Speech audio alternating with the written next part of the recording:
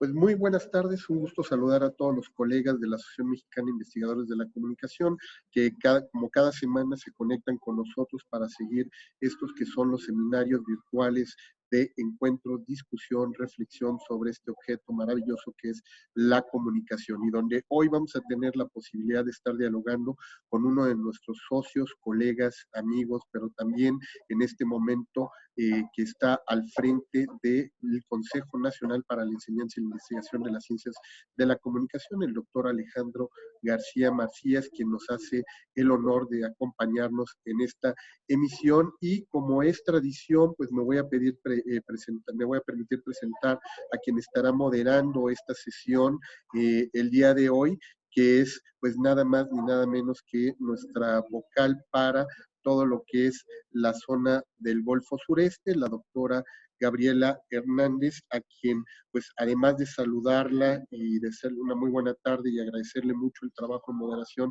a ella, la doctora Hilda Gabriela Hernández Flores, quien va a estar con nosotros el día de hoy, me permito presentarla. Ella es doctora en Pedagogía con línea en Gobierno e Instituciones Educativas por la Universidad Popular Autónoma del Estado de Puebla, con mención honorífica en la investigación. Maestra en Mercadotecnia y Negocios Internacionales por el Programa Dual de la Universidad de las Américas Puebla, la UDLAP, y la Reims Management School en Francia, licenciada en Ciencias de la Comunicación también por la UDLAP con mención honorífica.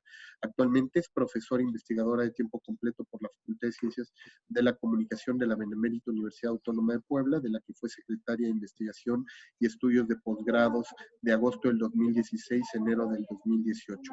Actualmente es candidata al Sistema Nacional de Investigadores de CONACYT y cuenta con perfil PRODEP. Desde hace 9 años es miembro de la Asociación Mexicana de Investigadores de la Comunicación, AMIC, colaborando ininterrumpidamente con el Grupo de Investigación Comunicación Integral en las Organizaciones.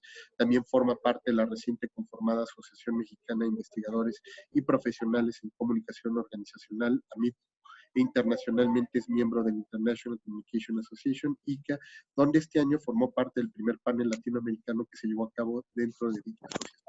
Entre otras distinciones, ha sido evaluadora PRODEP de la SEP para redes temáticas y cuerpos académicos y miembros de la Comisión de Evaluación y Currícula al interior y exterior de su universidad.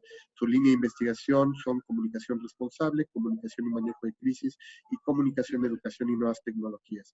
Es ponente a nivel nacional e internacional y cuenta con libros, capítulos de libros y artículos en las áreas. Entre los más recientes está el discurso corporativo mediado por Twitter, comunicación responsable en la era de las redes sociales, el caso de Cabify, en el libro Innovación en Relaciones Públicas y Comunicación Estratégica, delimitaciones de las competencias digitales del periodista en México, bases para su actualización profesional. Doctora Hilda Gabriela Hernández Flores, pues nuevamente muchísimas gracias, Gaby, por acompañarnos, y bueno, pues te cedo los micrófonos para que puedas presentar a nuestro invitado el día de hoy. Antes, simplemente les recuerdo a nuestros colegas que se acaban de conectar, como es el caso de nuestra querida Nina, que anda por ahí, simplemente le voy a pedir de favor si podemos apagar unos instantes la cámara, Nina, en lo que hacemos la presentación de nuestro ponente, sobre todo para no distraer a quienes van a estar participando el día de hoy. Por ahí, Nina, si nos puedes apagar tu cámara, nada más para que le ceda ya la palabra a Gaby y pueda seguir en este momento con la transmisión. Gaby, adelante. ¿Tienes el micro apagado? Ahí está. Sí. Hola, buenas tardes a todos. Muchísimas gracias. Como siempre es un gusto saludarlos. Y bueno, yo diré que la vida nos sigue uniendo a Alejandro García Macías y nos sigue encontrando por casualidades y no casualidades. Yo digo que no hay coincidencias, así que bienvenido. Gracias por aceptar de parte de la MIC esta invitación para compartir con todos nosotros tu expertise en el área. Y con eso, pues me permito, para no andar más, presentarte, ¿no?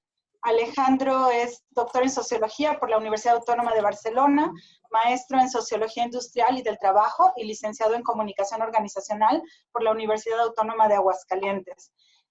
También es profesor investigador de tiempo completo del Departamento de Comunicación de la Universidad Autónoma de Aguascalientes, del que fue jefe de 2014 a 2017. Es miembro de los núcleos académicos básicos del doctorado en estudios socioculturales y la maestría en investigaciones sociales y humanísticas de la UAA. Sus líneas de investigación actuales son capital social, comunicación interpersonal, conectividad, movilidad y geografía de las redes personales. Actualmente es presidente del Consejo Nacional para la Enseñanza y la Investigación de las Ciencias de la Comunicación, CONEIC. Forma parte de la Asociación Mexicana de Investigadores, por supuesto, y Profesionales de la Comunicación Organizacional, AMIPCO también, y es miembro de la Comisión Nacional de Ética en Comunicación Organizacional. Así que, Alejandro, pues muchísimas gracias, como ya dije, por aceptar y por hablar de este tema en el que creo que tienes mucho que aportarnos. Sin más preámbulo, pues te cedo la palabra y quedamos atentos a tu presentación. Muchísimas gracias, Gaby. Muy buenas tardes. Gracias en principio a la MIC y a su comité encabezado por mi querido amigo Jorge Hidalgo, a José Luis, a Gaby. Estoy muy contento de verdad de tener esta posibilidad de compartir algunas de las cosas que estamos haciendo en la Universidad Autónoma de Aguascalientes, pero específicamente en el Departamento de Comunicación y en un área que denominamos Laboratorio de Redes Sociales y Personales. Al final me referiré un poco a lo que hacemos específicamente aquí. Si a ustedes les parece y no tienen inconveniente, me gustaría compartirles una presentación. Aquí me salió una cosa que no era. Supongo que estamos ahora viéndola. Yo quisiera hablar un poco sobre una tendencia, una perspectiva que está de moda, digamos, o que ha tenido un crecimiento, digamos, exponencial en los últimos años por sus múltiples utilidades prácticas y metodológicas para analizar la realidad social, que es el análisis de redes sociales. Y he titulado a esta pequeña conversación la teoría y método de análisis de redes sociales más allá de la visualización de grafos. ¿Por qué es esta reflexión? Primero, como decíamos, el enorme valor heurístico que tiene este conjunto de herramientas para describir, para fotografiar, para comprender la realidad social, pues se ha popularizado en múltiples campos científicos, como veremos más adelante. Y particularmente es por, entre muchas otras cosas, por el acelerado desarrollo de tecnologías de la información que permiten, pues, de una forma muy intuitiva, muy sencilla, acceder a análisis muy elementales en principio, pero también muy complejos, como pueden serlo así. Y entonces, muchas disciplinas, entre las cuales destaca, y de manera reciente, con mucho entusiasmo, el periodismo, utilizan constantemente estos conceptos, estas lógicas del análisis de redes para dar cuenta de diversos componentes de la realidad. Es que es cierto, la potencia de interpretación visual que tenemos al ver una red social es muy amplia. Es una de las grandes potencialidades del análisis de redes. Y entonces vemos grafos por aquí y por allá. Es que sucede que desde un enfoque estructural podemos abordar muchísimos fenómenos, desde cómo se genera y se propaga una enfermedad, cómo se difunde y se va adoptando una innovación tecnológica o de cualquier otro tipo, cómo se componen y configuran las relaciones familiares o relaciones comunitarias, etcétera, entre muchas otras, y particularmente para el tema de la comunicación, que es el que nos convoca, pues cómo se dispersan los rumores, cómo se van generando estas tendencias de réplica de las fake news, entre otras, ¿no? Y también, pues, cómo funcionan las redes sociales desde el otro concepto de las mismas, es decir, refiriéndonos a plataformas de redes sociales. Y en las ciencias duras, por supuesto, hay un sinfín de aplicaciones. Entonces vemos grafos y grafos y más grafos por aquí y por allá. Aquí tenemos simplemente algunos ejemplos, estamos pues acostumbrándonos a verlos de manera frecuente en la televisión, en los periódicos, en diferentes publicaciones. Y es que en verdad nos dan un panorama muy interesante, tenemos algunos ejemplitos, de cómo se conectan diferentes entidades o actores y pues cuál es la naturaleza de la estructura que conforman estas relaciones. El asunto es que aunque los grafos o sociogramas, porque ahora veremos que pudiera haber una distinción leve, pero la hay, son muy ilustrativos, ¿no? Y por otra parte, utilizar el grafo simplemente resulta insuficiente para propósitos académicos o propósitos más serios o más en profundidad. Pues es que habría que preguntarnos, detrás de un grafo de estos tan bonitos que además tú puedes tomar un nodo del grafo, girarlo, ver las propiedades específicas del nodo, verlos en tercera dimensión, con animaciones de la red, etcétera. ¿Qué hay detrás de estos grafos? ¿Cómo se construyen? ¿Cuáles son las medidas que podemos obtener a partir de su análisis, más allá de la simple intuición a partir de una metáfora de red? Bueno, y en términos generales, pudiéramos partir de una provocación. Tenemos ahora una teoría de redes, o network theory, contra una teoría de redes sociales, o una social network theory.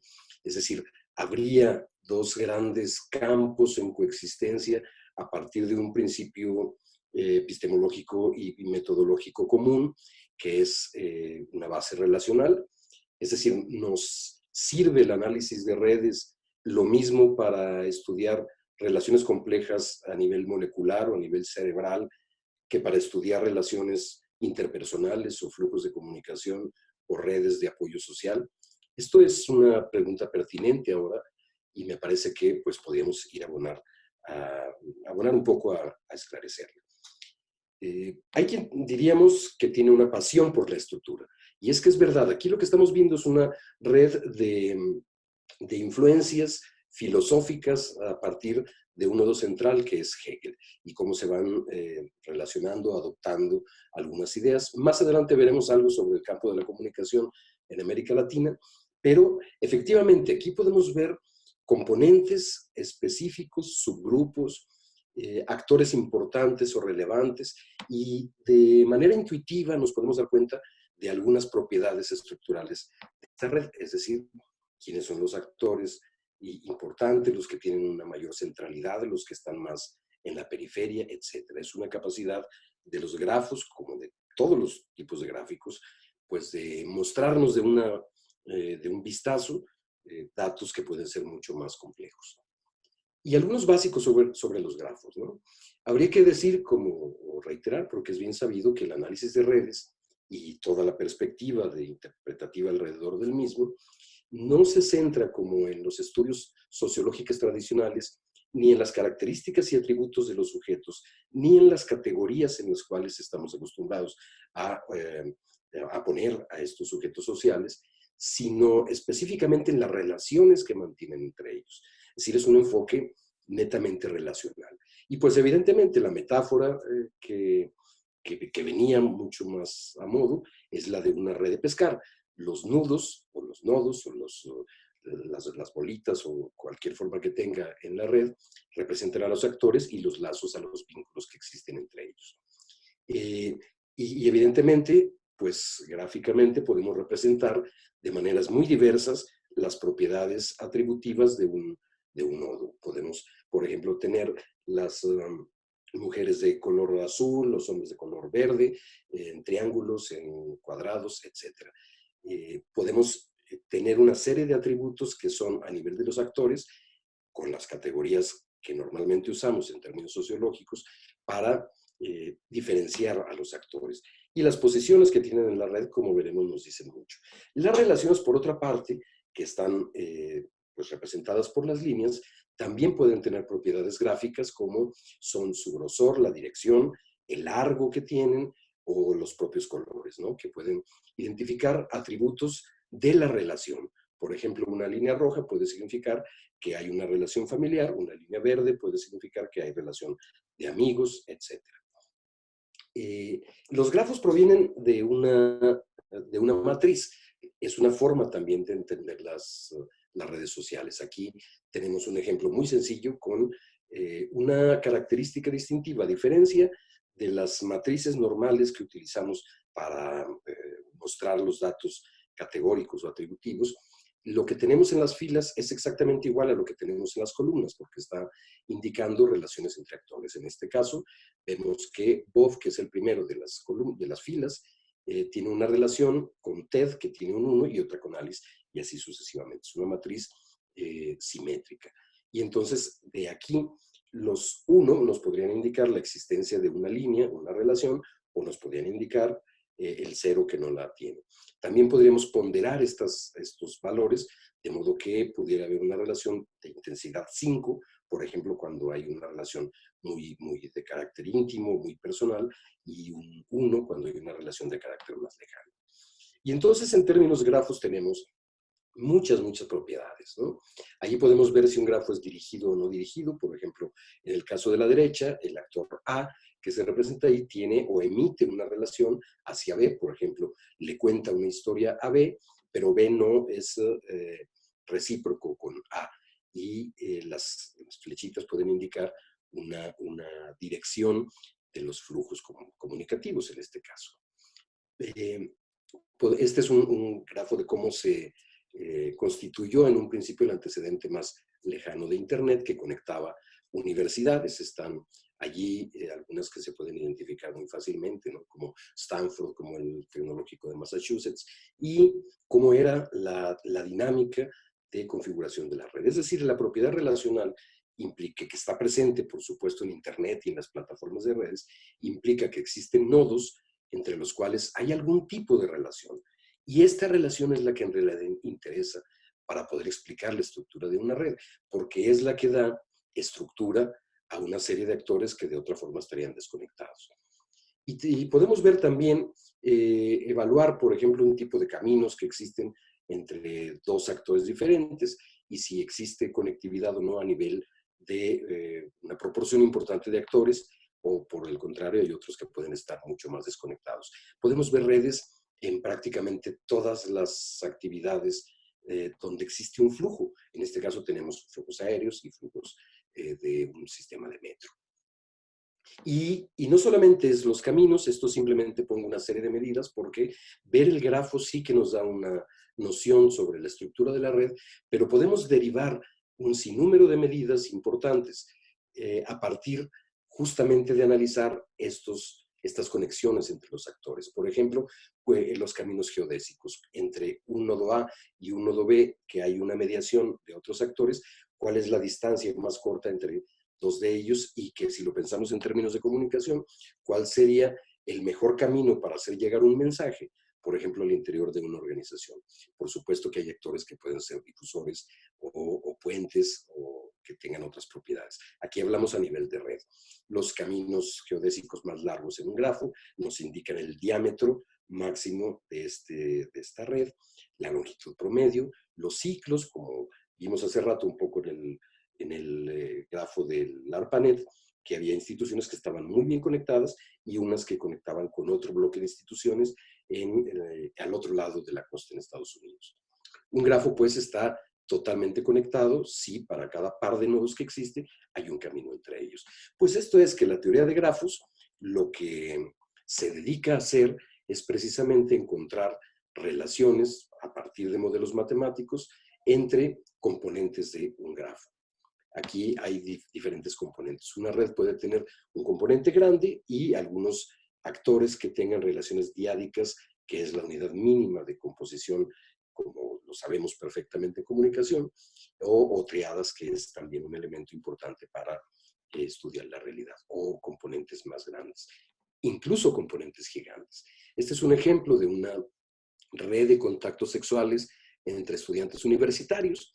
Allí, por supuesto, existen diadas. Abajo a la derecha vemos una relación, pues, hombre-mujer, entre una pareja que simplemente ha tenido relaciones entre ellos, pero arriba a la izquierda vemos un componente gigante de esta red de estudiantes que, pues, nos da una idea de también por qué en ese caso las enfermedades de transmisión sexual podían ser tan fácilmente contagiadas.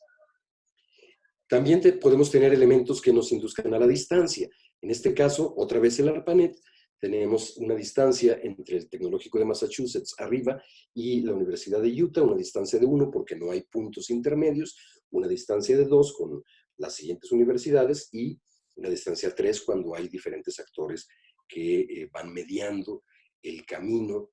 Por ejemplo, si el Tecnológico de Massachusetts quisiera enviar un mensaje a la Universidad de California en Los Ángeles, debería de pasar por lo menos en un camino corto por 2 universidades más.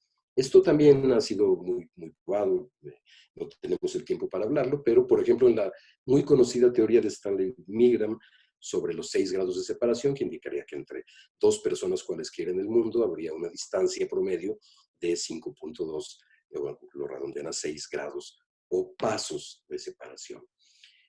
Podemos ver también cómo en diferentes redes esperaríamos una serie de comportamientos sociales, que en este caso, por ejemplo, un cierre triádico. Si la posibilidad denominada transitividad de que dos personas A y B tienen una relación y a su vez C es amigo de A y de B por separado, lo más seguro es que los dos que estaban desconectados terminen por tener una relación entre ellos. Es decir, los amigos de mis amigos terminan siendo mis amigos. Y hay algunas medidas que son muy específicas en las redes. Por ejemplo, podemos calcular a partir de un grafo el coeficiente de agrupamiento, las medidas de centralización. Por ejemplo, si existen muchos vínculos dispersos en torno a uno o dos nodos que son muy importantes y relevantes para esa red, y por el contrario, es una red descentralizada, es que hay una tendencia a que exista poca variación entre el número de enlaces que cada nodo posee, es decir, una especie de mayor equilibrio entre ellas. También las redes pueden ser más o menos cohesivas. Por ejemplo, una red muy familiar donde todo mundo tiene relaciones entre sí, pues es una red altamente cohesiva. Una red de amigos, donde no todos son amigos entre sí, es una red menos cohesiva. Y podemos analizar también temas de reciprocidad, en el sentido de que si yo digo que soy amigo o que le presto una bicicleta a una persona y el otro me presta a mí también un bien cuando lo necesito, pues hay reciprocidad. También podemos ver hasta qué punto los actores se colocan en el centro o en la periferia de la red. Pensemos, por ejemplo, en el caso de una enfermedad. Si hay una enfermedad que se empieza a contagiar entre nuestro grupo de amigos, a mí me gustaría estar en la periferia de la red. Pero si hay un chisme muy interesante o una información que necesito saber, lo que me gustaría es estar en el centro de la red. Y así como estas, hay muchas medidas que se pueden derivar de un grafo. Incluso, por ejemplo, la homofilia, que es una de las pautas de regularidad más importantes en la vida social, que diría que los actores sociales tendemos a relacionarnos con personas muy similares a nosotros y que, por supuesto, esto ha dado lugar a muchas otras teorías que tienen que ver con la manera en que construimos nuestra realidad social. A nivel de los actores también podemos identificar ventajas posicionales. Por ejemplo, si nos fijamos en estos dos actores del centro, A y B, si eliminamos entre ellos la relación o si deja de existir la relación entre ellos, para que pudieran tener comunicación necesitarían tener un camino que pasaría por lo menos por F, G, H para que A pudiera conectarse con B. Es decir, podemos empezar a configurar una idea de qué tan importante puede ser el análisis de redes, por ejemplo, en estudios clásicos como el organigrama informal en las organizaciones, o también la importancia de nodos que son clave o centrales en una red para replicar tweets, etc. Pues los grafos tienen también otras cuestiones. Podemos ver lazos fuertes, lazos débiles, no solo en el grafo, sino que además ha habido una serie de estudios ya clásicos desde Granovetter en el 73 con sus ideas de la fortaleza de los lazos débiles. ¿Qué quiere decir?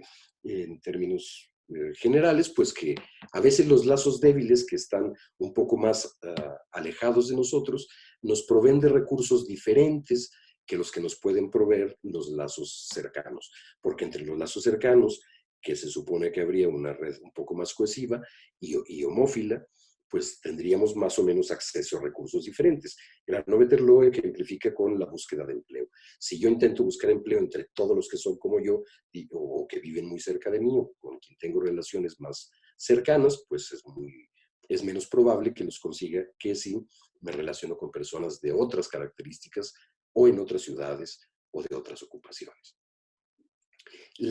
Si es así esto, como veremos que algunas de las disciplinas de las ciencias duras han encontrado en la aproximación puramente matemática y de grafos una verdadera mina de oro para explicar lo que ellos hacen, pues también es verdad que pensaríamos en la recuperación de los conceptos originales, es decir, una pasión no solo por la forma, sino también por el contenido. El contenido de las relaciones es lo que hace que la relación exista. Por ejemplo, si yo me estoy comunicando con ustedes, aquí tenemos un flujo de información y en unos momentos tendremos el proceso de retroalimentación. Esta red, pues, existe en tanto tengamos comunicación entre nosotros. La estructura, pues, de una red está dada por esa serie de vínculos que pueden ser de muchos tipos, pero que representan y contienen, valga la redundancia, pues, el contenido de la red. El enfoque de redes concebiría a la estructura social como pautas o modelos de relaciones que ligan a unidades sociales, que pueden ser actores individuales o actores colectivos. Los actores tienen también una posición dentro de la red que, si lo llevamos a un pensamiento más abstracto, pues la estructura nos contiene, pero también nosotros podemos conformar la estructura. Sí, es verdad que el análisis de redes sociales pues, está fuertemente basado en las matemáticas y en la teoría de grafos para poder estudiar diferentes fenómenos relacionales. Pero es que no nace nada más de las matemáticas y la teoría de grafos, sino muy por el contrario. Pensemos en una red social como una estructura que está compuesta, decíamos, de nodos que representan relaciones y flujos entre actores que pueden ser personas, grupos, organizaciones, cualquier otra entidad que procese conocimiento o información. La red es un conjunto de relaciones y cuando hablamos de una red social, esto a mí me gusta decirlo porque hacemos una búsqueda en internet de redes sociales y entonces nos sale aquí Facebook, nos sale Twitter, etcétera, porque es una apropiación del lenguaje popular y hay quienes opinamos que estos deberían llamarse no redes sociales simplemente, sino plataformas de redes sociales o sitios de social networking, etcétera. Pero bueno, es una precisión que había que hacer. El enfoque relacional considera mucho el ambiente. Esto es una situación que vale la pena señalar con mucho énfasis, porque cuando hablamos de relaciones entre personas, no podemos abstraernos de analizar pues, el contexto en el que se encuentran, el contexto en el que fluyen los mensajes, el contexto histórico, social, económico, cultural, en el que se dan y se manifiestan estas relaciones que no ocurren en el vacío, sino que ocurren pues, dentro de estructuras o más amplias. Entonces, si definimos esa red como un conjunto específico de lazos entre personas, es una idea de Clyde Mitchell, con la propiedad de que estas características de los vínculos, al verse como un todo, pueden ser utilizadas para interpretar el comportamiento social de los actores involucrados. Y el enfoque de redes sociales tiene si bien no con la denominación como tal, una tradición muy amplia en el pensamiento sociológico. Hay un enfoque de relaciones sociales en sociólogos de mucho peso, con teorías no solo de alcance intermedio, sino más fuertes como Marx, como Emil Durkheim y una cantidad importante pues, de pensadores, de estos que intentaban, como nos dice Linton Friedman, especificar los diferentes tipos de vínculos sociales que ligan a los individuos en diferentes formas de colectividades, en aldeas, en ciudades, en sindicatos, en otro tipo de colectivos dados por otros atributos. Carlos Marx también hablaba de que el asunto no es identificar ni estudiar a los individuos por separados, sino pues la suma de las relaciones que existen entre ellos. George Simmel también habla explícitamente de redes sociales y otra serie de pensadores como von Weiss, ¿no? Las redes sociales, por otra parte, no son estáticas. Esta es una de las críticas que puede hacerse al enfoque simplemente gráfico. Tú tienes un grafo que de alguna manera te refleja una realidad, pero que puede ser que el día de mañana cambie. ¿Qué pasa si los integrantes de una red mañana se enojan, se distancian, se divorcian y la red se reconfigura, ¿no? Los antecedentes más claros de lo que podría considerarse como el análisis de redes están en la psicología y en las ciencias de la educación. Desde 1880 hay esta idea de que en una matriz que tenemos allí, por ejemplo, es una matriz de adyacencia entre chicos de primaria, quién se conocía con quién, están signos positivos cuando hay una relación positiva, relaciones neutrales, etcétera. Y pues esto pudo haber dado lugar, evidentemente, a un grafo. El sociograma como tal, sin embargo, es una idea que se le debe a Jacob Moreno, que todos lo identificamos como este padre de la sociometría, pues, en términos reales. Esta es una de sus principales producciones, o quizá de las primeras, que se remite a 1934, perdón, y que también es una estructura de un salón de clases, donde los niños y las niñas están marcados de diferente color y se trazan con vínculos las relaciones entre ellos. Algún viejo conocido también en teoría de las organizaciones, Kurt Lewin, Elizabeth Ott, y por supuesto Stanley Milgram, que desde la psicología social trabajó fuertemente, sino con la idea específica de una red, sí con el problema del mundo pequeño. Desde la antropología, evidentemente también hay aportes interesantes. Este tipo de diagramas como el que vemos acá, los seguimos utilizando hoy en día para generar análisis de redes, evidentemente ya con el apoyo de la tecnología, para hacer cosas muy diferentes, pero el concepto es más o menos el mismo. Hay un círculo central en el que pues, se reflejan las relaciones más próximas y círculos concéntricos que nos van indicando, a su vez, más lejanía en las relaciones. Aquí quizá las líneas no son más gruesas como en otro tipo de sociogramas, sino que gráficamente podemos darnos idea de la distancia social y de las posiciones que existen entre un grupo determinado. En este caso, pues un grupo pequeño de personas, ¿no? Y por supuesto que hay diferentes aportaciones. A mí me parece muy destacable la Escuela de Manchester, porque es allí justamente donde John Barnes genera la metáfora de la red de pescar en sus estudios que realizaba en la isla noruega de Bremes.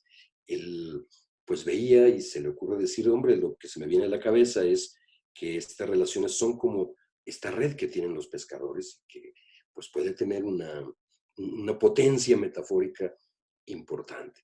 Y por supuesto Clyde Mitchell, que da origen todavía a una serie de estudios y que la Universidad de Manchester tiene su centro de análisis de redes sociales que lleva su nombre, Elizabeth Bott y otra serie de antropólogos. Es cuando llega esta mezcla de teoría y matemáticas y entra también una cantidad importante de científicos de las ciencias duras, cuando aquello que se hacía de forma más intuitiva o quizá muy artesanalmente. En México, por ejemplo, tenemos el caso de Larissa Adler-Lomitz, que acaba de fallecer hace mucho tiempo, y que su libro, Cómo sobreviven los marginados, que fue una de sus mayores aportaciones, justamente estudia las relaciones en una barriada de la Ciudad de México y utiliza esta técnica de elaboración de sociogramas y de medidas, pues digamos, más intuitivas para describir la realidad social. Pero cuando llega el aporte de los matemáticos, y hombre, pues es que si esto es un grafo, lo que podemos hacer es calcular lo que hacemos en teoría de grafos para aplicarlo al estudio de las relaciones sociales. Entonces, allí Harrison White, entre otros, después llegarán otros pensadores sociales como Barry Wellman, que también es muy conocido por todavía actualmente los estudios que realiza con Internet y con los flujos de información tecnológicamente mediados. Linton Freeman, que tiene unas publicaciones seminales en el análisis de redes, y por supuesto Wasserman y Catherine Faust, que hacen también una aportación muy importante con digamos, el primero de los manuales grandotes de análisis de redes.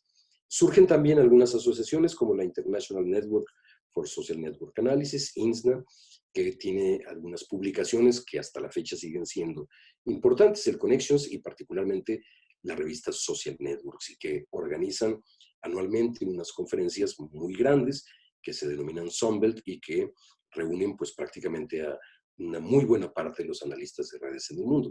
Así es como más o menos surge, pues hay dos grandes ramas, una que viene de sociología, particularmente detonando con Jacob Moreno, y otra que viene de la antropología, desde Radcliffe Brown y George Nadel, hasta dar pues una configuración del campo.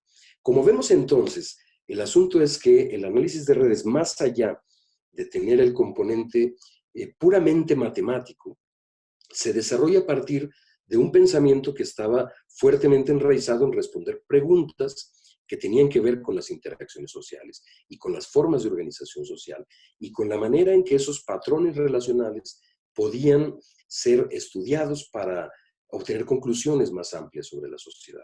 Es en este sentido que se argumenta que se conforma pues una teoría de redes sociales.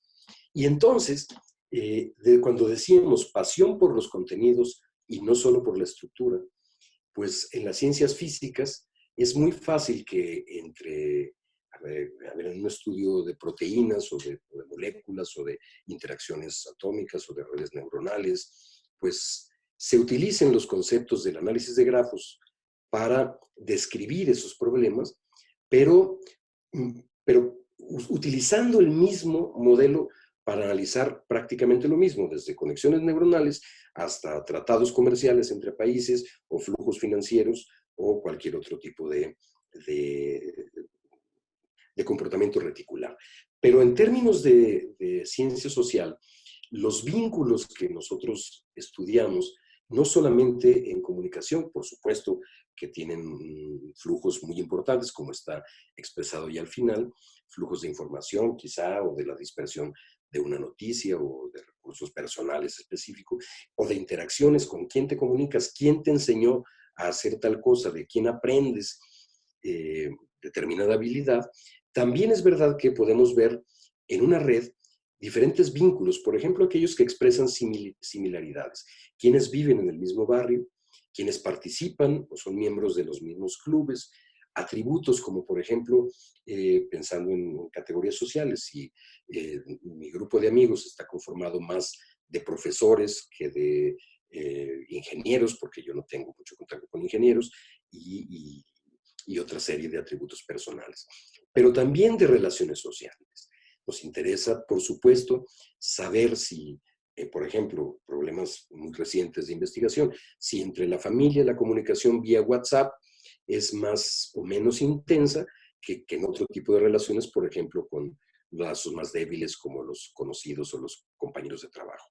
Otro tipo de roles, como pueden ser las relaciones laborales o las cuestiones de pertenencia a alguna organización, etc.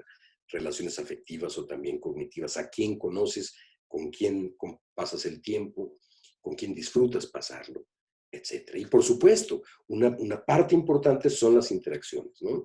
A quién le avientas la pelota, con quién hablas todos los días, con quién tienes relaciones, etc. Es decir, nos interesa mucho en ciencias sociales mantener el análisis a nivel de las relaciones y de los vínculos, porque nosotros sabemos que si atendemos a un modelo clásico de comunicación, pues están emisor y receptor, pero no hay nada entre ellos hasta que no existe un flujo de un lado para otro y hasta que no existe también el flujo de retroalimentación. Es decir, esa relación que se da con el flujo de lo que sea que circule entre dos personas es la que da origen a la interacción social y la que da origen, por supuesto, a poder mantener la estructura social. Y bueno, aplicaciones hay muchas, ¿no? Por ejemplo, aquí tenemos esta red del Nuevo Testamento, allí por supuesto está Jesús en el centro y luego todos los que están relacionados de alguna forma, y está San Pablo y etcétera. Este es un ejemplo de la red política en México que hace Jorge Gil Mendieta, otro de los referentes en el pensamiento de redes en México, del Instituto de Matemáticas Aplicadas de la UNAM, y Samuel Schmidt, ¿no?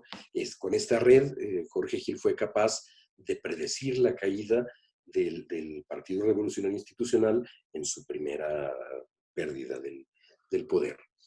porque vio el agotamiento de la red. Pero también podemos ver interacciones de todo tipo. Aquí está, por ejemplo, un análisis de flujos de pases de fútbol en el partido aquel de Alemania contra México, que terminamos pues perdiendo por cosa de nada, y ahí está cómo los jugadores se fueron. No es verdad, este partido se ganó. Este partido México le ganó a Alemania y se puede explicar por el flujo de interacciones que tuvieron por allá del lado derecho arriba, ¿no? Entre Gallardo, Guardado, etcétera. Los que les gusta el fútbol, luego podemos comentarlo. En el campo de la comunicación, este es un grafo que a mí me gusta muchísimo, porque, bueno, no solamente porque lo generamos aquí junto con el equipo de investigación, a partir del análisis de las palabras clave de 930 artículos que tenían el tema de comunicación en Cielo Citation Index, a nivel Latinoamérica, y que nos dio una idea de cómo estaba más o menos conectado el campo a partir de las palabras clave. Se ve mejor aquí, donde ya hicimos una coocurrencia de palabras con un nivel de 5, es decir, una palabra que se repitiera 5 veces en diferentes textos, y esto que parece como un cerebro con todo y su tallo, pues nos indica la existencia, o en ese momento así lo interpretamos nosotros, de dos grandes campos allí a lo de la derecha. Luego lo bautizamos como el entramado temático o el clúster de la comunicación organizacional y corporativa, y por supuesto con vínculos muy fuertes del otro lado con pues estos asuntos del periodismo, de las tecnologías de la información, etc. Aquí lo que se ve son clústeres de colores, pero también podemos verlo, por supuesto, con relaciones entre los nodos. Entonces, recuperar este concepto original del análisis de redes significaría, para ir redondeando, que desde las ciencias sociales no es posible que solamente el grafo y sus propiedades estructurales lo sean todo.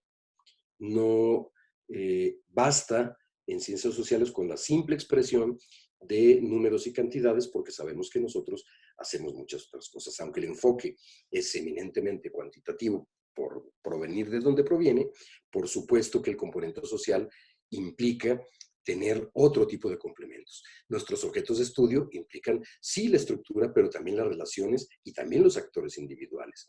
Nos interesa estudiar las redes de personas, sus flujos comunicativos, sea o no sea con dispositivos, pues desde una óptica social. Por lo tanto, los contextos de cualquier tipo es importante recuperarlos, y estos no se muestran siempre en un grafo. El grafo es un retrato de lo que se tiene en un momento determinado, y cuando vemos que sí nos explica bien la realidad, pues necesitamos decir, bueno, ¿y dónde están las personas, las interacciones detrás de ese grafo? Más que una herramienta gráfica, pues, lo que tenemos en el análisis de redes es, detrás de él hay una perspectiva teórica que pudiéramos, o que algunos denominan como interaccionismo estructural. Hay un conjunto de métodos explicativos que dan origen a estudios a través de métodos mixtos, porque la red no solamente lo que nos indica matemáticamente el grafo, que es muy valioso, sino que cuando hablamos de redes de personas hay muchas otras cosas que necesitamos tomar en cuenta. Por ejemplo, desarrollar conceptos como el capital social o el capital comunicacional. Y desde los años 90 ya algunos teóricos de la comunicación se preguntaban, bueno, ¿seguimos hablando de grupos al interior de las organizaciones o ya hablamos de redes? Pues no lo sé, quisiera simplemente pasar estas diapositivas porque son algunas cosas bonitas que estamos haciendo ahora y que tendrían que ver con analizar el impacto que tienen la conectividad tecnológica, la movilidad de los sujetos en las zonas urbanas, y lo que hacemos aquí es que sobre un mapa, si se fijan, tenemos los círculos concéntricos que se usaban por allá en los años 30, pero sobre un mapa geográficamente referenciado con posiciones dadas por latitud y longitud de una serie de actores, y que además estamos intentando desarrollar en esta dirección, que todavía está en una fase alfa, un sistema para localizar los contactos personales, ¿no? Tenemos una aplicación que está hecha para dispositivos móviles y que puede señalarnos un poco dónde andan nuestros contactos. No es una cosa nueva porque lo tienen ya algunos teléfonos como iPhone o tal, tú puedes hacerlo, pero nos garantiza que los datos estén pues en posesión de digamos, almacenados en un servidor seguro y utilizados solamente para fines de investigación, y tenemos el dashboard que nos permite ver dónde está una red personal ubicada en el espacio con diferentes momentos, ¿no? Con sus horas de ubicación, a dónde se movió en términos de coordenadas, porque nos interesa saber no solamente que la red existe, sino que está en la ciudad o en el espacio físico, y eso también nos puede decir mucho sobre el tipo de relaciones entre diferentes estratos sociales y cómo se aprovechan los espacios urbanos. Y esta es una cosa que quisiera también poner a su disposición, porque estamos inaugurando hace un par de meses, en colaboración con los desarrolladores de esta herramienta. EvoWeb es una herramienta para realizar entrevistas y análisis de redes personales que nosotros pondremos a disposición de los colegas que estén interesados, simplemente con un pequeño convenio, para que se puedan realizar entrevistas de carácter reticular. Aquí tenemos, bueno, no sé si alcance a ver unos ejemplos donde les vamos preguntando diferentes cosas, ¿no? En este caso, ¿con qué frecuencia usted se comunica con otras personas para platicar, conversar? Y tenemos las categorías que siempre hacemos, y después analizamos relaciones, qué tipo de relación mantiene con esa persona. Y lo que dice FSSS, lo que está más a la izquierda, pues son simulados simplemente, ¿no? Para poder trabajarlo aquí. Esto es lo que pues estaríamos haciendo un poco. Yo esperaría que más que bueno, una disertación, pues que esto fuera una invitación para pensar desde este enfoque relacional como una herramienta que puede ser, por supuesto, muy, muy útil para los estudios de la comunicación. No solo para los estudios organizacionales en particular, sino para cualquier tipo de estudios en términos de audiencias, de producción noticiosa, de dispersión de las mismas, etcétera. Más que, pues, no tenemos el tiempo para tener pues un análisis más complicado, sino simplemente pues dejarlo a la discusión, y yo por lo tanto me pondré a sus órdenes para que comentemos lo que ustedes consideren conveniente. Yo les agradezco muchísimo que me hayan escuchado, creo que me pasó un par de minutitos, lo lamento mucho. No te preocupes, Alejandro, muchísimas gracias por tu intervención. Invitamos a todos los colegas a que prendan sus cámaras, puedan prender sus micrófonos para que iniciemos este conversatorio. Ya verás que por aquí seguramente hay muchos de los colegas muy interesados en tu temática. Algunos de ellos se han tenido que disculpar, como es el caso de José Luis López Aguirre, que además de que le parece muy interesante y generosa tu charla, te felicita por el tema, tiene que salir a dar un seminario por ahí que tiene pendiente. Ernesto Pablo dice: valiosísima charla, muchas gracias, Alejandro, igual que Lourdes López, que nos manda un gran saludo y una felicitación también por ahí. Y bueno, pues yo abro los micrófonos, Gaby, te los cedo para que puedas llevar la moderación de todos los colegas, y seguimos aquí pendientes en el chat para las participaciones. Perfecto, muchas gracias, Alejandro, gracias, Jorge. Pues quedamos atentos, como dijo Alejandro, a abrir al diálogo y a las preguntas que tuvieran o comentarios todos ustedes. Así que si alguno quiere alzar la mano y quiere proceder a hacer las primeras preguntas, pues aquí estamos atentos. Sí, José Luis, adelante. Muy buenas noches, tardes. Muy interesante la conversación. Sin embargo, ahí me falta un tema, ¿no? La argumentación que ponía ahí, que una cosa son las redes sociales, las fake news. Aquí en México vemos ahorita que hasta hay investigación por toda esta guerra cibernética que hay y de medios digitales. Y como que la red pues, es muy interesante, pero es muy corta, es muy cerrada. No sé usted, doctor Alejandro, qué opinión tendría de decir, pues, cómo es posible que se carezca de esta argumentación, de este convencimiento para que exista unos nodos multiplicadores, porque nada más es para atacar, calumniar, acusar, dañar la imagen. Bueno, hay estudios muy interesantes sobre las funciones de determinados nodos en la red. Por supuesto, la posición de los nodos es clave, pero también es que recordemos que los actores sociales pues no solamente representan determinados atributos, sino que también tienen esta capacidad de agencia que les permite generar otro tipo de influencias, o por supuesto comportarse de determinadas formas para para intervenir en la red. El asunto del analista de redes es determinar, bueno, hasta qué punto efectivamente estos nodos son importantes en términos, por ejemplo, de su centralidad, en términos, no sé, pensemos en 3 tipos de centralidad de un actor: de grado, de intermediación y de cercanía. La centralidad de grado nos diría qué tan conectado está o qué tantos vínculos mantiene en términos numéricos al interior de la red. La centralidad de cercanía es qué tan fácil se puede conectar con otros actores sin necesidad de muchos caminos intermedios. Y la centralidad de intermediación es qué tanto puede ser puente entre grupos diferentes de la red que de otra forma o sin su intervención estarían desconectados. Entonces, las propiedades de influencia de un actor, hay otro número muy importante de medidas para evaluar la capacidad de influencia o de poder de un actor al interior de una red, simplemente a partir del grafo. Si a eso le sumamos las posibilidades de atributos individuales, por ejemplo, si un actor es más extrovertido que otro, por supuesto que tiene una capacidad importante para la difusión de cosas. Y si otro es más maloso que un actor determinado, también es verdad que tendrá un papel diferente en la red. Es decir, lo que tenemos aquí es una posibilidad de analizar las interacciones desde un sentido, pero recordemos que el análisis de redes, o por lo menos así lo considero, se ubica en un ámbito meso, donde también juegan las estructuras más amplias y donde también tienen que ver los atributos individuales pensados como el escenario de lo micro. Pero es verdad.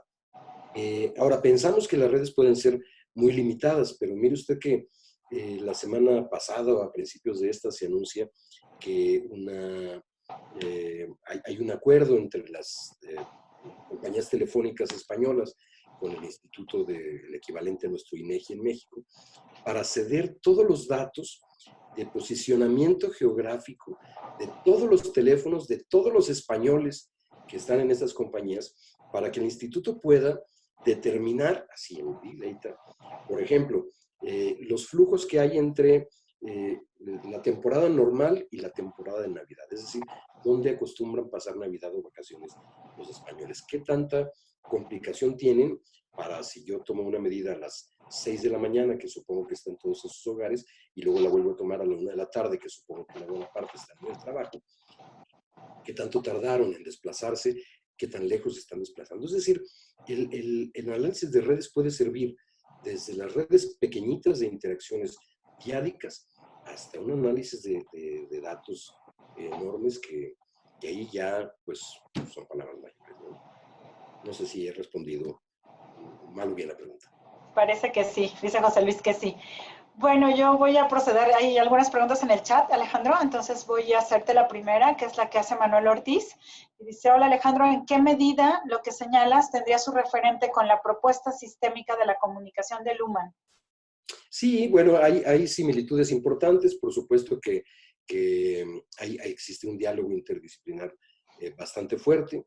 También las redes pueden ser consideradas desde cierta óptica como un sistema que tiene, por supuesto, entradas, salidas, que tiene una cierta tendencia pues, a cerrarse o a reproducirse de determinadas formas.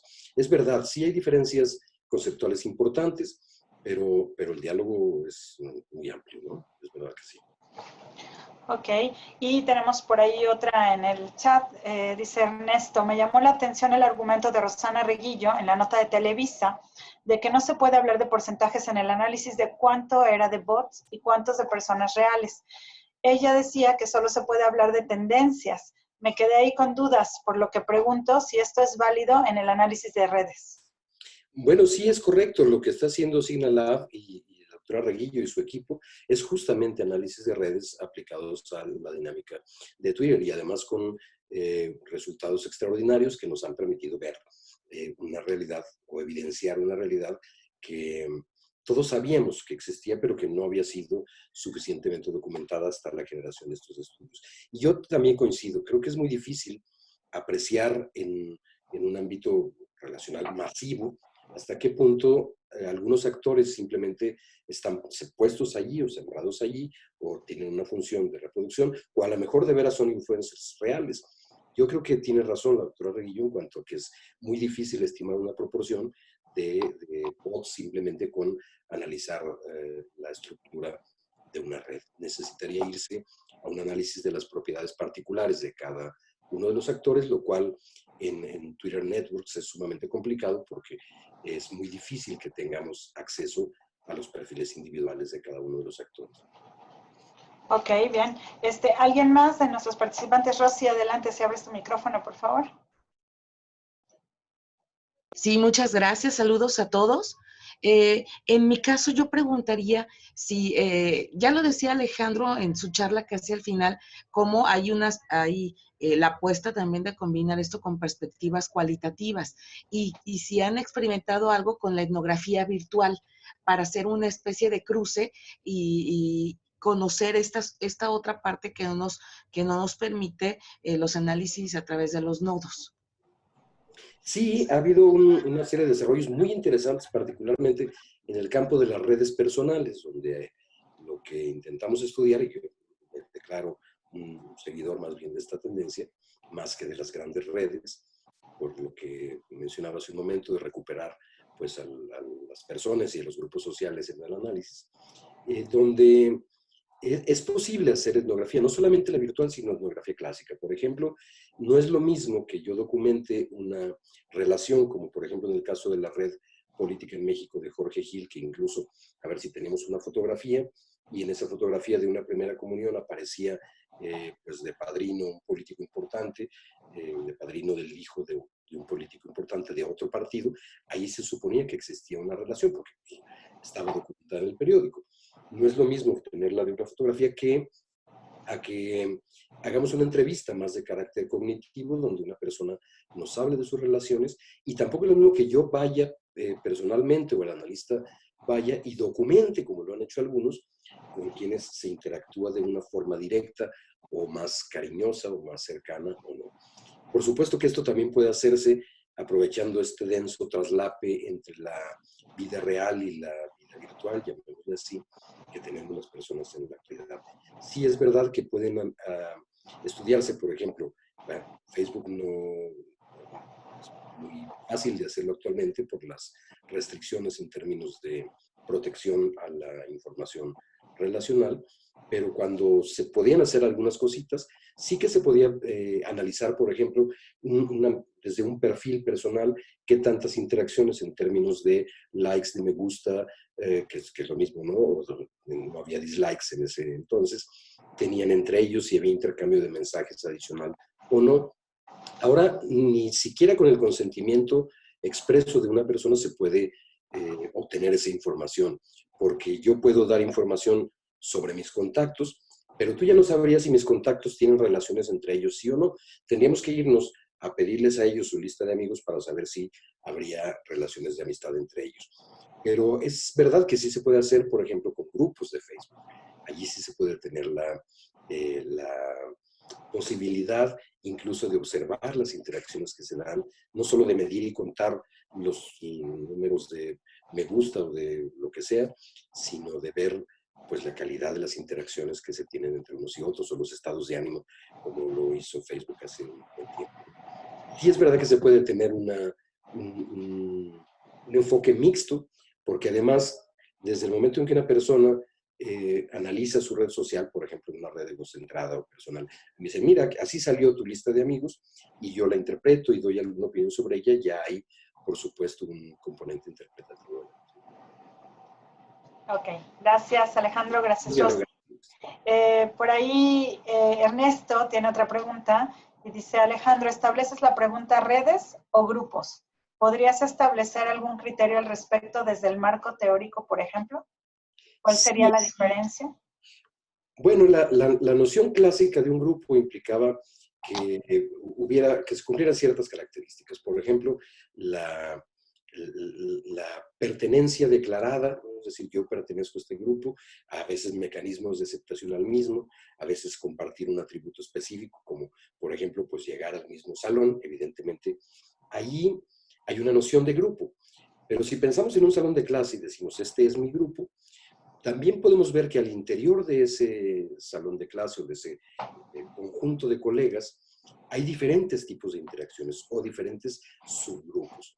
Entonces, En una red, por ejemplo, en el análisis de redes personales, la definimos como ese conjunto de relaciones que una persona sostiene en diferentes ámbitos de su vida, no solamente en el laboral o en el personal, etcétera, sino que diferentes círculos sociales en diferentes momentos juegan diferentes roles relacionales con una persona. Esto puede pasar en el ejemplo del grupo. Es decir, en mi salón de clase, al grupo al que pertenezco, por afiliación, por matrícula, por las condiciones institucionales que se quiera, probablemente ni siquiera tenga yo un grupo. Es decir, pertenezco allí, pero mis relaciones o la naturaleza de los mismos, a lo mejor yo me llevo con los del grupo que había reprobado el año pasado, o con los del otro, porque todos los de ese grupo me caen mal. Entonces, más que nada es cuestionarnos si lo que denominamos genéricamente como un grupo por el hecho de tener una propiedad o una cierta proximidad física o una afiliación determinada, ya materializa la existencia de una serie de relaciones de otro tipo. Si el vínculo es simplemente de afiliación, es decir, pues sí, estoy en un grupo y también puede ser visto como una red, pero si lo que busco son otro tipo de vínculos, entonces me voy a encontrar con que al interior de este grupo de afiliación puede haber múltiples interacciones de muchos otros campos, parejitas, grupos de amigos, grupos que se van de fiesta, compañeros que solamente se juntan para estudiar, etc. Entonces la noción de red puede ser útil para reflejar relaciones multiplexas o bien de diferentes cualidades o propiedades al interior de lo que consideramos como un grupo, tradicionalmente hablando. Ok, gracias otra vez. Por ahí voy a ceder la palabra al doctor Jorge Hidalgo, que también tiene una pregunta. Por favor, Jorge.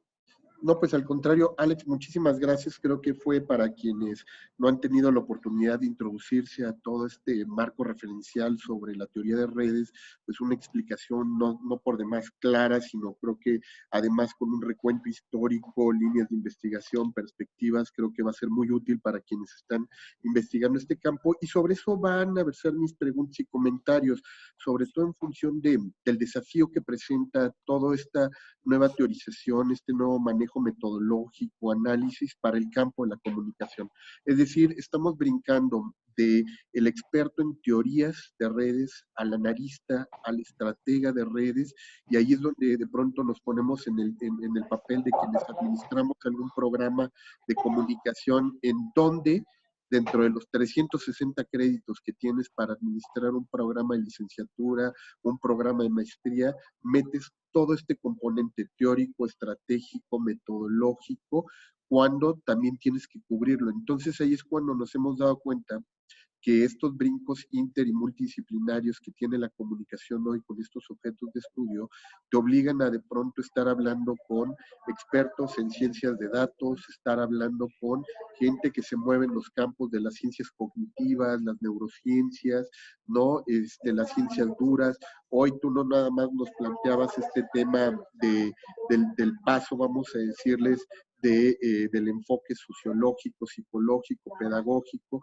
Hoy tenemos esta línea que están abriendo algunos colegas, sobre todo los que trabajan como Alex Pentland, el tema de los social physics, ¿no? O el social atoms de Buchanan, o sea, que se están metiendo desde otras perspectivas de las ciencias duras a trabajar los fenómenos de las ciencias sociales, el economical behavior, y eso no te da para un programa de licenciatura, maestría y doctorado. Entonces, ¿qué representa en primera etapa este gran desafío? Como una primera pregunta.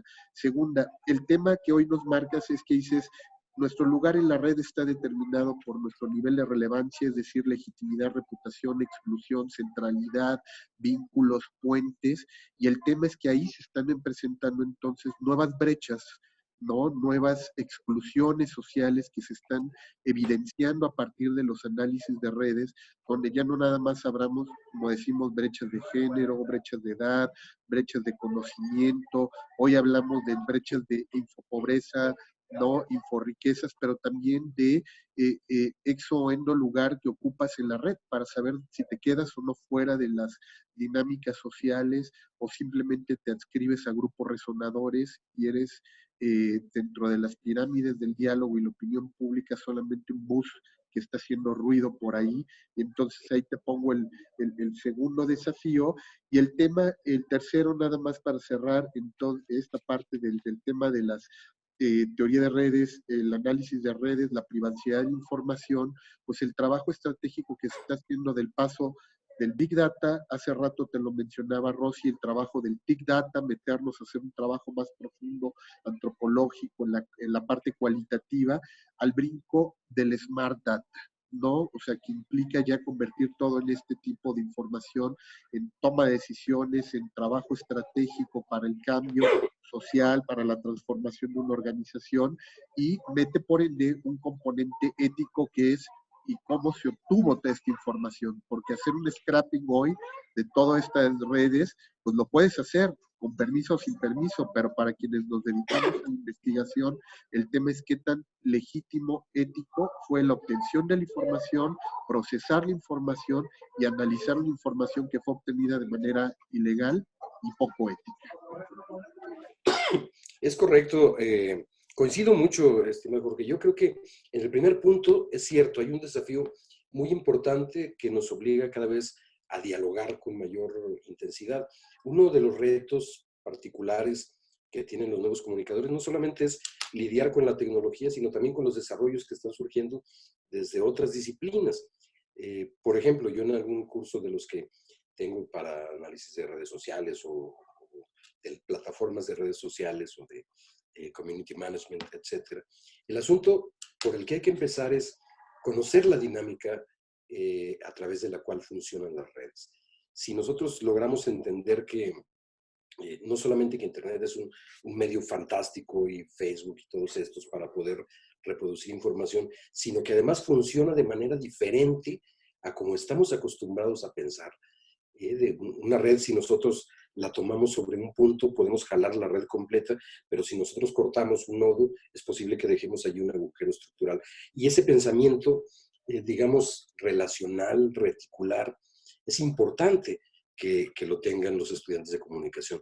¿Por qué? Porque estamos acostumbrados a pensar más bien, o se nos ha enseñado desde siempre, a pensar en categorías más o menos bien establecidas, en grupos cerrados, en esto y lo otro, en diferentes roles muy concretos que tenemos en la sociedad, pero a mí me parece que nosotros estamos influenciados por nuestros amigos o contactos y nosotros también influenciamos a nuestros contactos de diferentes formas.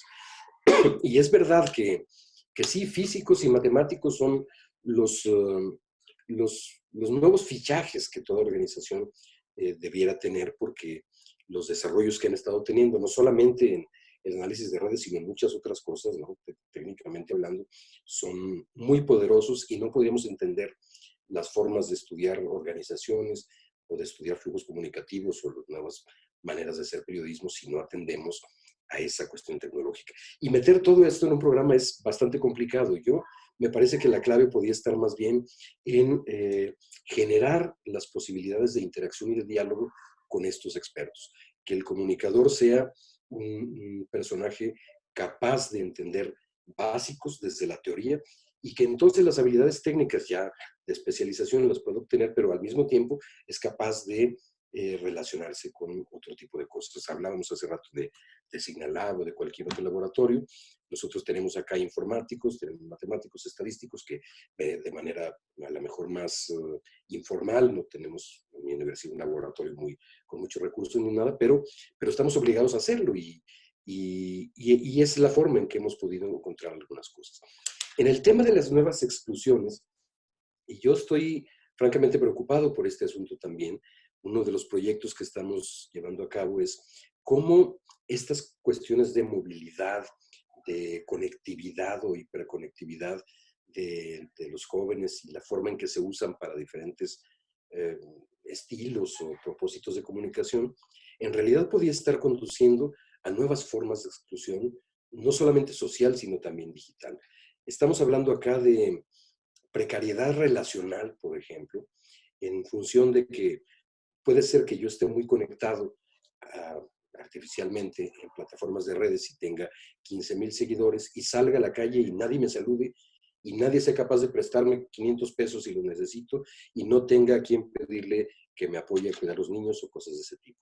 Es decir, esta lógica doble de una inmersión o una integración social en lo digital puede ser que ni siquiera se esté dando en la vida real, o puede ser al revés. Hay gente que está muy conectada en la vida real o en sus interacciones cotidianas y ni siquiera interactúa en plataformas de redes. Eso es lo que nos está interesando estudiar particularmente en el caso de los jóvenes. Y por supuesto también el tema ético es fundamental que reflexionemos de manera urgente sobre la forma en la que estamos enfrentando los nuevos dilemas éticos en la comunicación. No solo es porque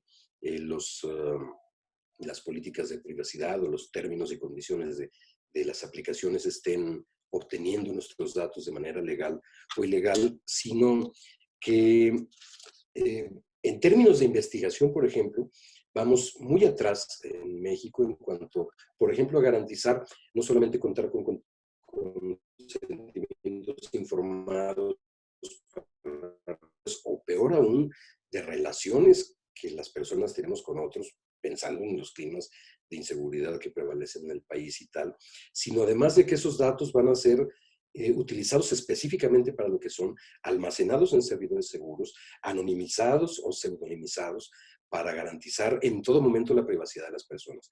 Nosotros estamos muy preocupados por este asunto y vamos evidentemente atrás de directivas, por ejemplo, las que ya se están circulando en la Comunidad Europea, que implican, por ejemplo, que yo no pueda hacer un estudio o colaborar en un estudio con una universidad europea que tenga una recogida de datos relacionales o que implique contar con su teléfono o lo que sea, porque no pueden salir de la Unión Europea y cosas de esa naturaleza. Entonces, en conclusión, nos urge como comunicadores, pues ampliar las discusiones, las hay, por supuesto, a mí que reflexiono muy frecuentemente sobre eso, pero y tomar medidas al respecto en lo que tiene que ver con la investigación en comunicación. Ese es un tema prioritario, no solo para quienes hacemos investigaciones relacionales, sino para todos los que estudiamos comunicación. Gracias, Alejandro. Tenemos otras dos preguntitas por ahí, una tercera, y con eso vamos a avanzar.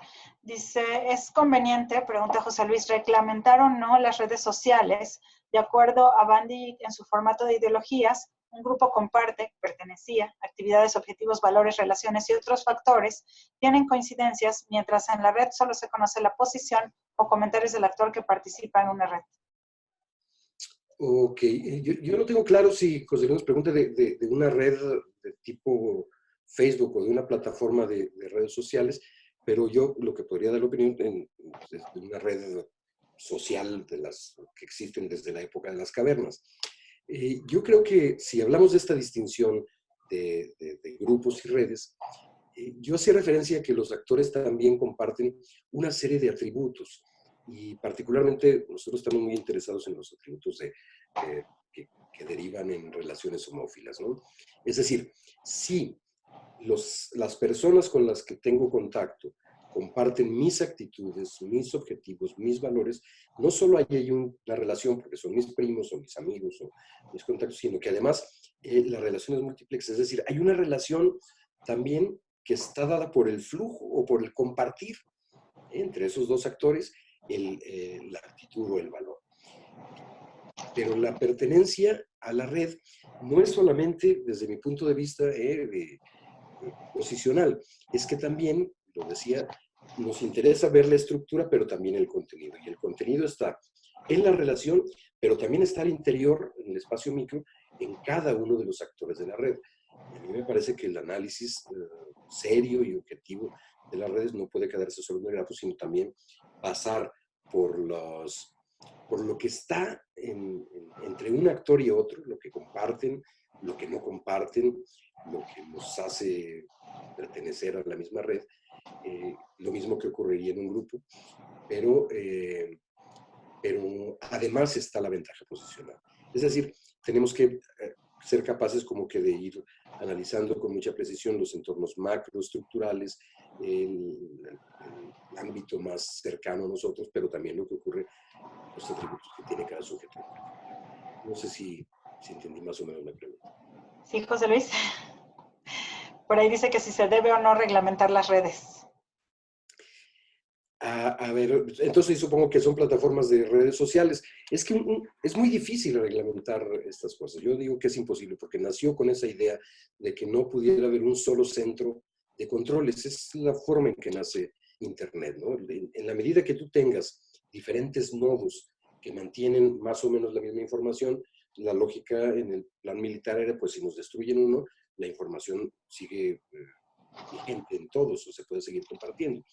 Y por lo tanto la reglamentación no solo pasa por el ámbito de las políticas nacionales o de los esquemas jurídicos nacionales o supranacionales, sino también porque es prácticamente imposible meter orden en una red, porque las relaciones son dinámicas siempre, y así en cuanto se rompe una relación entre uno y otro, ya se pudo hacer por otra parte.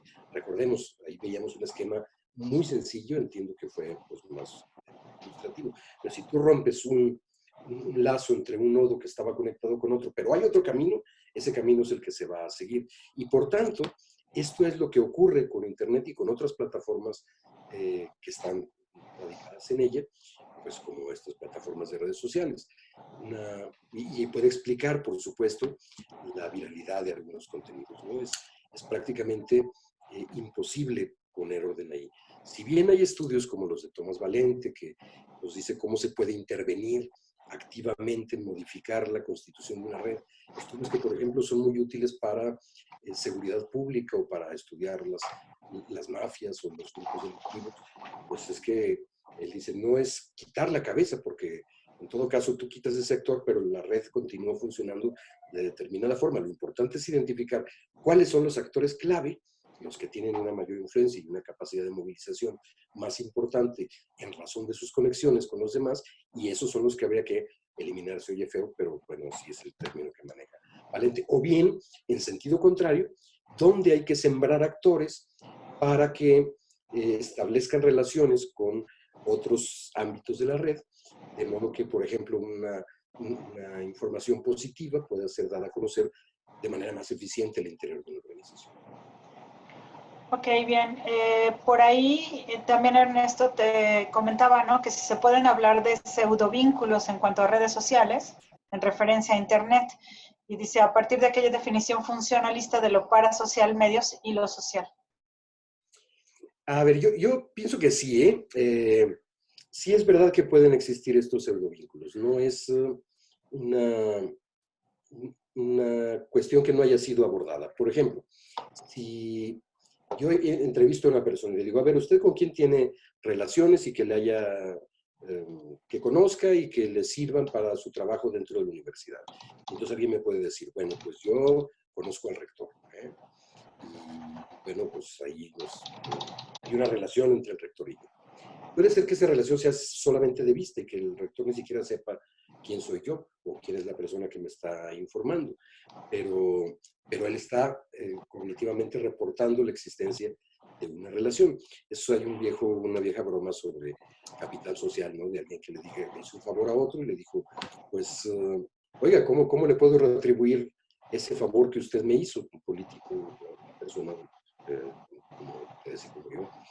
Y le dice, bueno, ¿sabe qué? ¿Cómo me puede retribuir eso? Pues nomás salúdeme delante de mis amigos, ¿no? Es decir, para que aparentemente exista ahí una relación. Pero también es verdad que en el análisis estructural, no solamente reportado por las personas, puede ser que demos por hecho la existencia de relaciones transitivas o de cierres triádicos. Por ejemplo, si yo digo, tengo 3 actores A, B y C, y entre A y C tienen relaciones solo con A, pero no entre ellos, yo podría suponer que existe relación entre ellos o que existe un camino posible entre ellos. Pero es decir, a lo mejor pongamos un ejemplo muy coloquial, a lo mejor yo tengo una pareja de amigos que se han separado y que son los 2 amigos míos por separado, pero que entre ellos no se pueden ni ver y que si se encuentran se pelean y se agarran el chongo. Entonces, yo puedo hacer el presupuesto desde el análisis estructural de que ahí habría la posibilidad de un cierre triádico y que habría una relación a través de A entre B y C, pero entre ellos no hay ninguna relación. Es decir, no se puede ver. Es una de las cosas que todavía en el análisis de redes pensamos la existencia de no vínculos o de vínculos negativos. Alex, te interrumpo tantito porque ponían esto, hay un matiz sobre eso que te preguntaba, que si lo de los pseudovínculos lo extiendo desde Lippmann, es decir, los pseudoentornos de las plataformas de la red. Bueno, allí sí más bien me declaro un poco incompetente, porque no tengo de la referencia directa y bueno, lo que sí me comprometo es a averiguar un poco y después Abrirlo, ¿no? a Rascarle más por ahí. que podemos dialogar con esto porque es algo que también me interesa mucho de pronto saber. Es una de esas preguntas que me gustaría poder contestar. Bueno, ya se quedó de tarea. Sí. ¿No? Bueno, y ya para ir cerrando y agradecerles la presencia a todos, porque algunos ya también han tenido que irse retirando. Como también se vale que el moderador pregunte, ¿verdad? Yo también tengo una pregunta. Sí.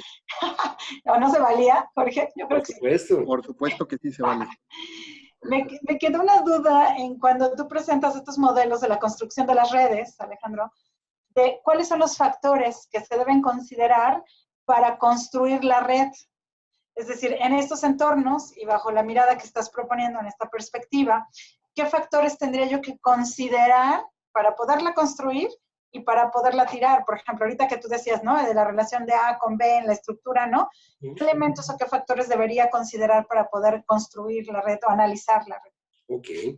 Yo creo que la elicitación de la red o la construcción de la red, cuando nos la reporta un autor o cuando la vemos, depende o está marcada particularmente por el objeto de estudio que intentemos abordar.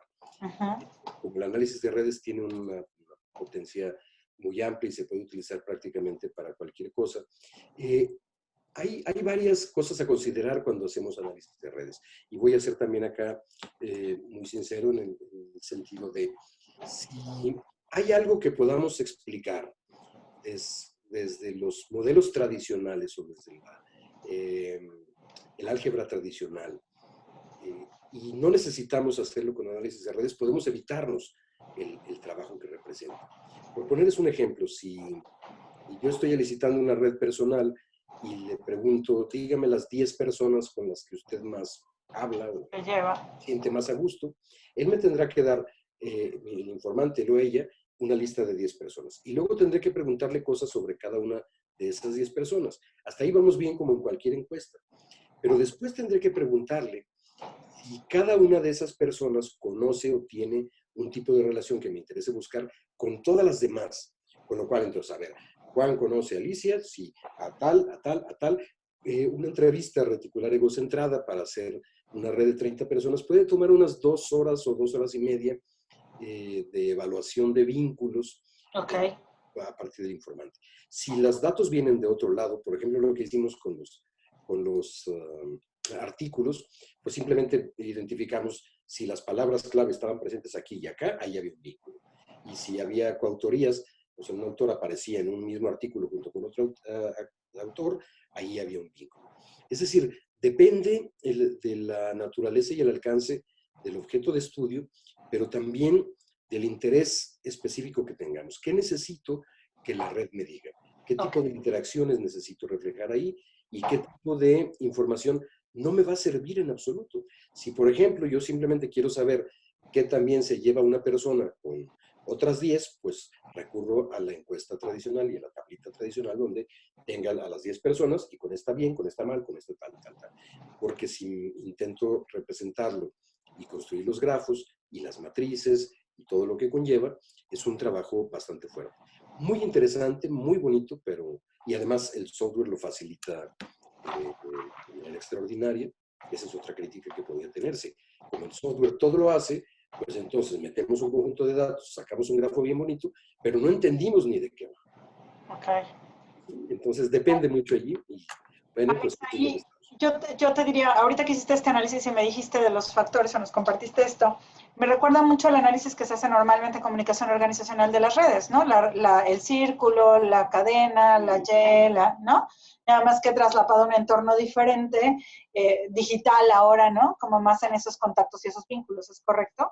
Es correcto, y de hecho estos modelos ideales clásicos que están presentes en la comunicación organizacional también están muy trabajados en el análisis de redes. Es decir, por ejemplo, si tenemos una serie de relaciones verticales de dos personas donde uno contacta al otro, Claro. pues, se ha cerrado el círculo tal. Círculo. Son también modelos clásicos en análisis de redes como ideales. Sabemos que no siempre son así, y por eso cuando hacemos una encuestita para ver, por ejemplo, quién es importante en la capacitación de otro o en los rituales de acogida a una organización y cuáles son las personas que difunden más claramente la información, ahí sí que nos conviene un análisis de redes. ¿Por qué?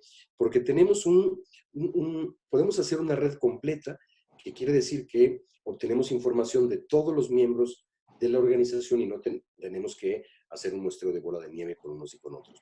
Claro. Significa todo esto en una organización pequeña, es fantástico lo que se puede llegar a tener, y el nivel de precisión y la posibilidad de identificar actores que, a pesar de que no son, por ejemplo, muy extrovertidos o que no participan mucho o tal, pues resulta que son los que están mucho mejor conectados por otras cosas, y en ese sentido es cuando los podemos descubrir, capacitar, convertir en líderes y generar nuevas alternativas de comunicación. Aunque el entorno digital permitiría más un esquema multicanales, ¿no? Es correcto. Existe esta posibilidad de que múltiples relaciones puedan analizarse en diferentes redes. Para cada tipo de relación que analicemos, necesitamos una red diferente. Es decir, en un grafo, solo sí puede estar presente un tipo de relación, y entonces si queremos ver flujo informativo contra, no sé, por ejemplo, capacitación, o contra intercambio de recursos, o participación en tandas o tal, pues tendremos que hacer un grafo para cada una de ellas. Para cada una de esas. Y eso podemos traslaparlos, esa es la parte. Y eso al final, los enzimas, así como papel albanene, en una Correcto, de esas. Es correcto. Podría ser muy interesante el análisis. Lo es.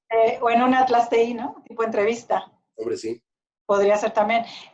Yo iba a hacer una, ya hice como 5, ¿verdad? Me van a decir que qué bueno que estaba haciendo una pregunta. Un análisis de redes de conceptos también es sumamente interesante. Eso nos podría llevar entonces incluso a hacer cambios en los patrones formales de comunicación de la estructura organizacional, llámese el organigrama, ¿no? Totalmente de acuerdo. Hay un texto breve pero sustancioso que debe haber, posiblemente sea de 1998, de José Luis Molina, de la Autónoma de Barcelona, que se llama así, El organigrama informal en las organizaciones. Y él lo que hizo en aquel momento fue no solo ir a preguntar con quién había relaciones formales de interacción cotidiana, por ejemplo, a ver, este es tu jefe, sí, pero yo sí no le hago caso, yo le hago caso al del otro departamento. Entonces él traza la forma real a partir de la información que no solo recoge de las personas de viva voz, sino que va y observa. Sí.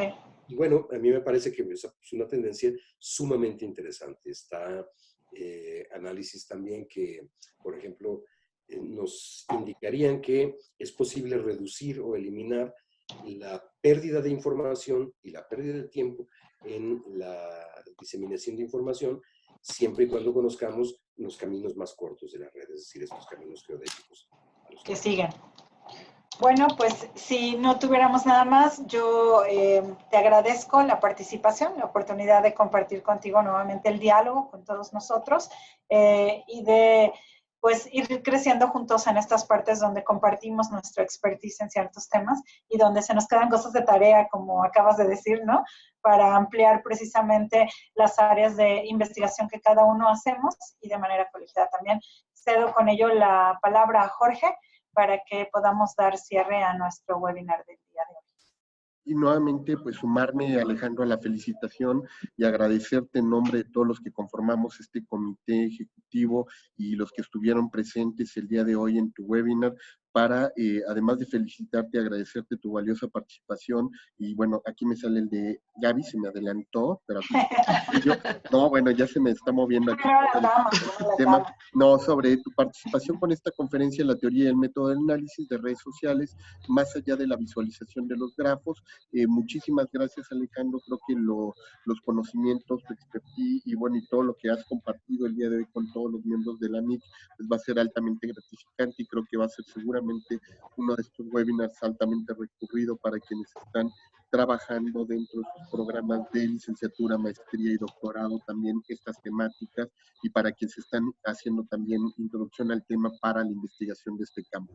Así es que, Alejandro, muchísimas gracias por haber estado el día de hoy con nosotros. Asimismo, también quiero agradecerle a Gaby, ahora sí ya, a la doctora Hilda Gabriela Hernández Flores, el trabajo como moderadora para este seminario, la teoría y el método de análisis de las redes sociales más allá de la visualización de los grafos, e invitar a todos nuestros socios, seguidores, para que la próxima semana nos puedan acompañar. Va a estar con nosotros la doctora Luz María Garay Cruz, quien, como ustedes recuerdan, además de estar coordinando el grupo de investigación dedicado al tema de educación y comunicación, fue nuestra expresidenta también de la Asociación Mexicana de Investigadores de la Comunicación, y ha trabajado y va a trabajar con nosotros particularmente este tema de alfabetizaciones digitales críticas, las claves para reflexionar sobre una ciudadanía digital, siguiendo en esta línea, en estos temas que de alguna manera, como bien comentabas, Alejandro, se entrecruzan, ¿no? Donde llega el tema de la construcción de la ciudadanía, las nuevas alfabetizaciones y nuevos saberes que tenemos que incluir dentro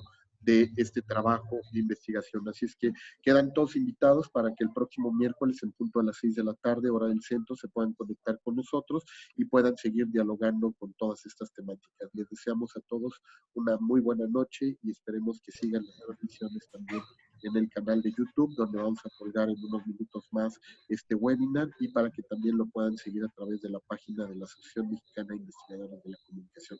Alejandro, Gaby, Rosy, por ahí también Ernesto, que siguen conectados con nosotros. Muchísimas gracias y que tengan una excelente tarde. Gracias, buenas noches. Buen viaje, Jorge. Gracias, hasta luego. Adiós.